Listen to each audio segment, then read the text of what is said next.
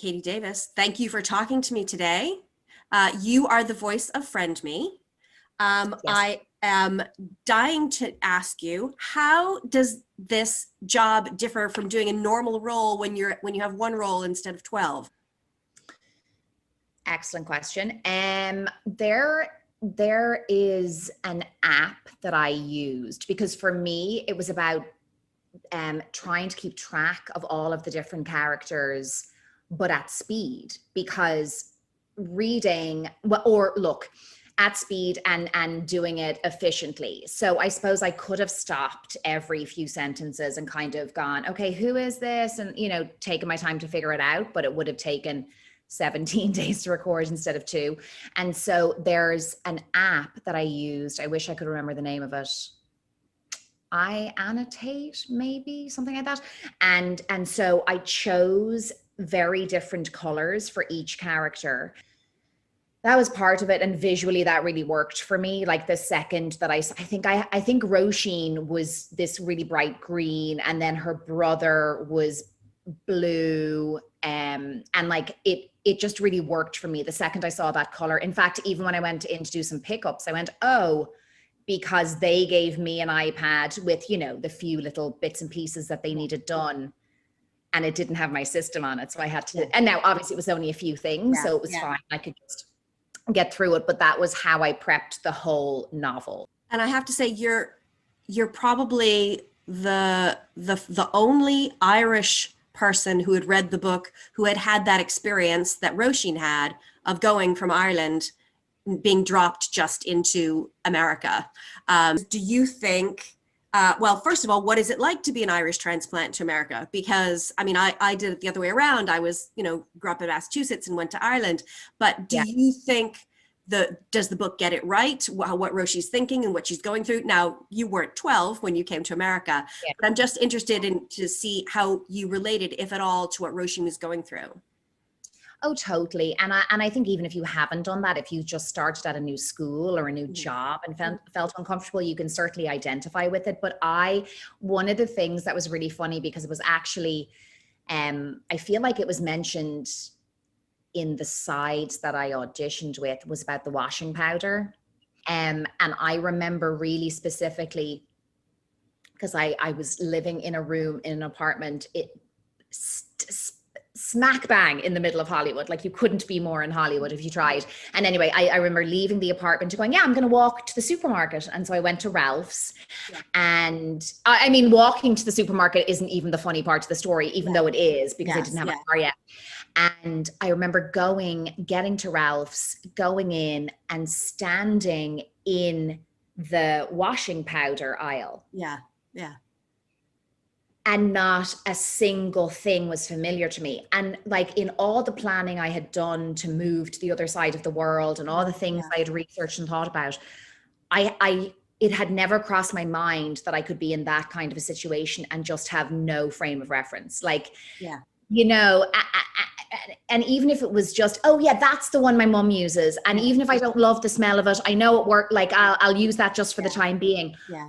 I just was going in blind. And similarly, and so like, that was something that Roisin was talking about in the book, like, because it's the smell of home. And she's like, my clothes don't smell like my clothes. But how did you make a connection with Roisin without getting too upset yourself as to what Roisin's going through? Because she goes through some awful stuff.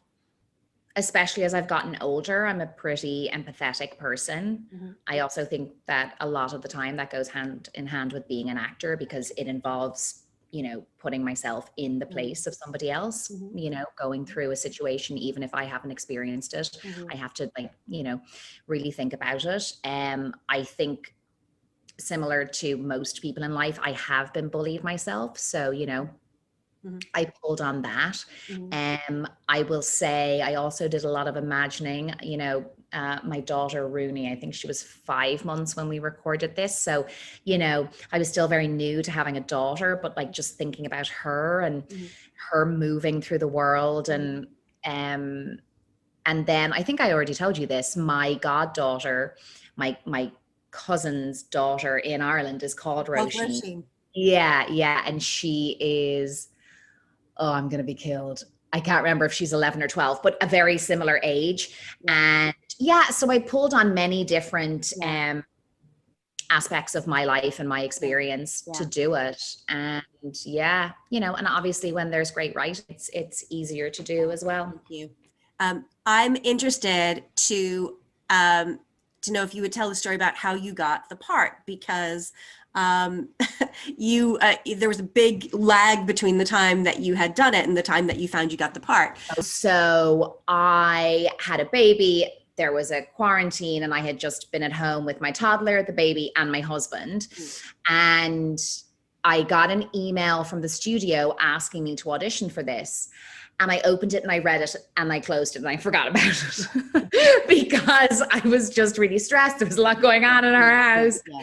And this is really embarrassing. They had to follow up with me 2 days later and said, hey, we just want to check if you got this. Like, we'd really like you to audition for it. I went, oh! And so I ran into our spare bedroom. I put my head under the duvet, which is always what I do for voiceover type audition stuff from home, because, you know, it helps with the sound. And I read it. I just read through it once without recording it, just to see what I had to do.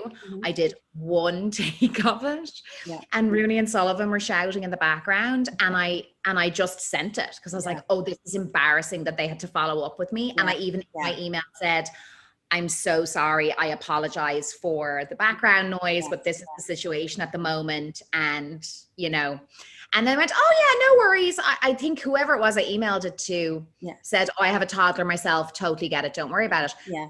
And it was a long time. It got to the point where I was like, oh, I just had forgotten about it.